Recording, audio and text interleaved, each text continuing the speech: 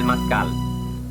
Un corteo di autorità militari e religiose copte e di notabili indigeni, valutati nelle fastose uniformi delle grandi occasioni, si avvia per assistere alla caratteristica accensione del simbolico falò, dal cui divampare e più o meno rapido consumarsi si traggono auspici per l'annata.